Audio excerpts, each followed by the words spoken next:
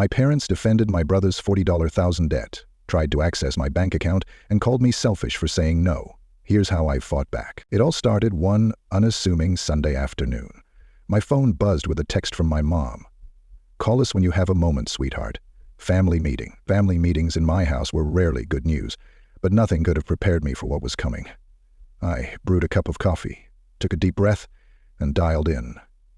My parents answered almost immediately, their voices a little too cheerful for my liking. "Hi, honey," they chimed in unison. My brother Ryan was on the line too. Ryan was the quintessential family golden child, charming, confident, but also notoriously irresponsible with money. He had always been the type to buy now and worry later, which had led to small financial hiccups in the past. But this time, it was different. "We need your help," my dad began. "Ryan, well, he's in a bit of a financial bind." "A bit," Ryan interjected, his voice sheepish. "It's not that bad." "How much?" I asked, trying to mask the growing sense of dread in my chest. "About $40,000, my mom said, her tone oddly casual, as if she were discussing the weather. My heart sank. $40,000? Are you serious? How did this even happen? Ryan launched into an elaborate tale of bad investments, impulsive purchases, and a failed business venture. It was a perfect storm of poor decisions, and now he was in over his head. "The bank is threatening legal action," he said. "I need to pay it off immediately." "And this is where you come in," my dad added. "We were thinking you could help out. You've always been so good with money." "Help out how?" I asked, though I already knew the answer. My mom hesitated before replying. "Well, you have that savings account. We thought you could lend Ryan the money, just temporarily." I felt like I'd been punched in the stomach. That savings account was my emergency fund, painstakingly built over years of budgeting and side hustles. It was my safety net, my ticket to financial security. The thought of draining it to bail out my brother was infuriating. "I'm sorry," I said firmly. "I can't do that." The silence on the other end of the line was deafening. "Can't or won't?" my mom asked, her voice tinged with disappointment. "Both," I replied. "This isn't my responsibility." That's when the guilt-tripping began. "Your family," my dad said. "Family helps each other. Do you know how much we've done for you over the years?" my mom added. "This is the least you could do."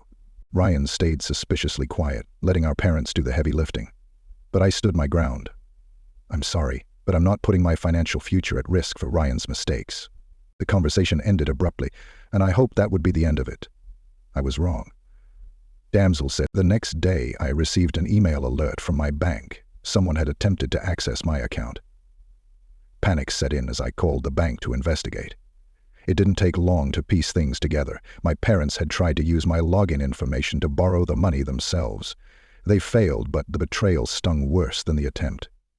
I confronted them immediately. "Did you seriously try to hack into my bank account?" My mom didn't even deny it. "We're just trying to help Ryan.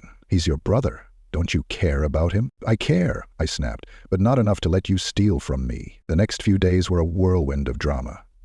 My parents called me selfish, ungrateful, and cold-hearted. They accused me of valuing money over family. Ryan sent me a tearful voice message, begging for my help. "I'll pay you back," he promised. "I swear," but I knew better. Ryan's track record spoke for itself, and my parents' enabling behavior only made things worse. I decided to take a stand. First, I secured my finances. I changed all my passwords, set up two-factor authentication, and moved my savings to a new account at a different bank. Then I consulted a lawyer to understand my legal options in case my parents tried anything further. Next, I wrote a heartfelt letter to my family, explaining my decision. I expressed my love for them, but made it clear that I wasn't willing to jeopardize my future for Ryan's mistakes.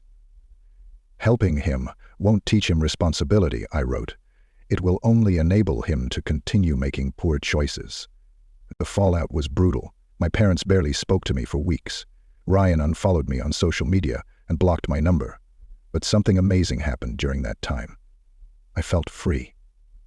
For the first time in years, I wasn't carrying the weight of my family's financial dysfunction. Months later, I heard through the grapevine that Ryan had finally hit rock bottom. He'd sold his car, downsized his apartment, and taken on a second job to pay off his debt. My parents had eventually come around, realizing that bailing him out wouldn't have solved the problem. One day, I received an unexpected text from Ryan. "Hey," it read. "I just wanted to say thank you. I didn't understand it then, but you were right. I needed to fix this on my own. It was the closure I hadn't realized I needed. Standing my ground hadn't just protected my financial future. It had also helped my brother grow up. So, if you ever find yourself in a similar situation, remember this. Setting boundaries isn't selfish. Sometimes the most loving thing you can do is say no.